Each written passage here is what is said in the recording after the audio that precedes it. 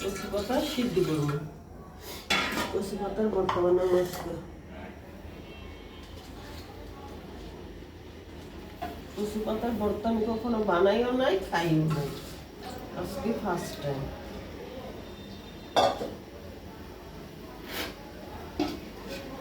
লবণ দিতে হয় না তো মনে হয় না?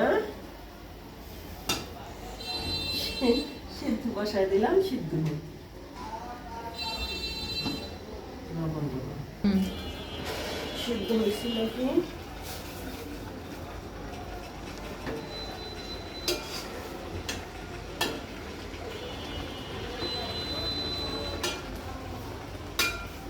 আর একটু সিদ্ধ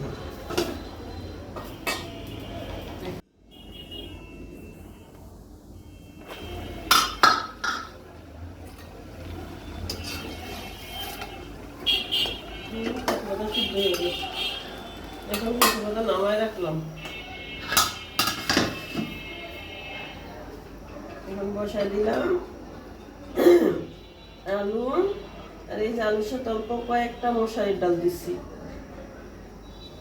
তারপরে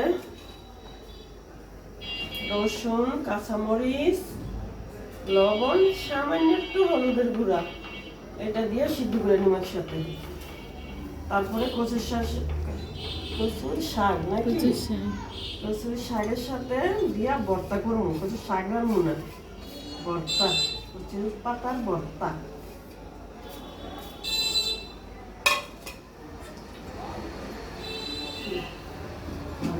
সিদ্ধ আর পর্যন্ত রেখে দিলাম।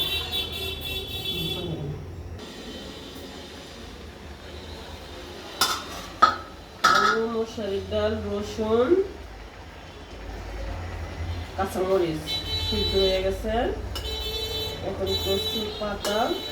কচু পাতা দিয়ে দিলাম এর সাথে।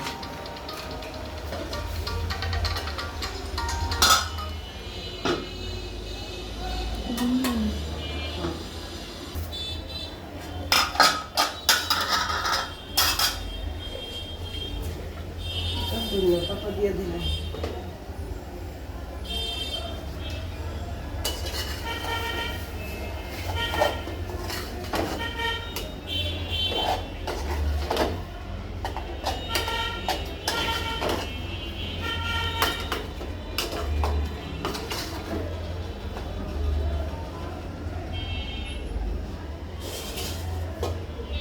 নামাই নিলাম কড়াইটা।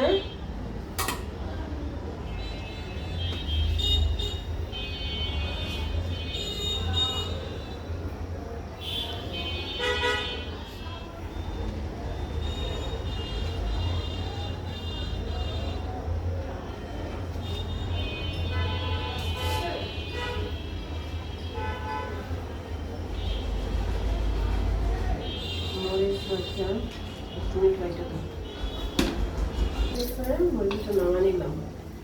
এই মরিচটা ভাঙ্গিয়ে আমি কচু পাতার ভর্তায় দিয়ে দেবো। আর এই যে বাগানের মধ্যে রসুন কুচি, পেঁয়াজ কুচি, এই মরিচ ওরা তেলে দিয়ে দিলাম।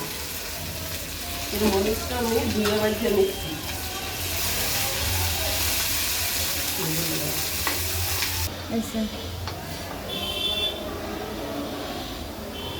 ভাজা হয়ে গেছে, কচু পাতা দিয়ে দিলাম।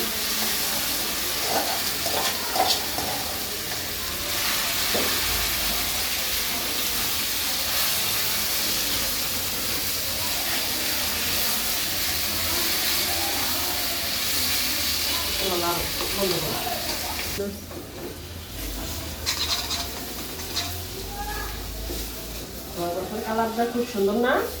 সবুজ, অনেক সুন্দর।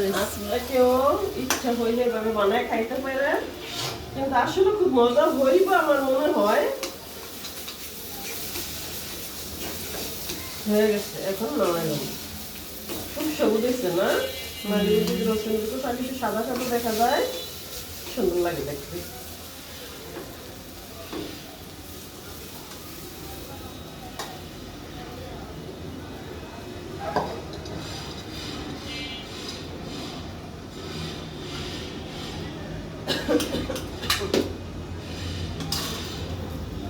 আল্লাহ হাফেজ।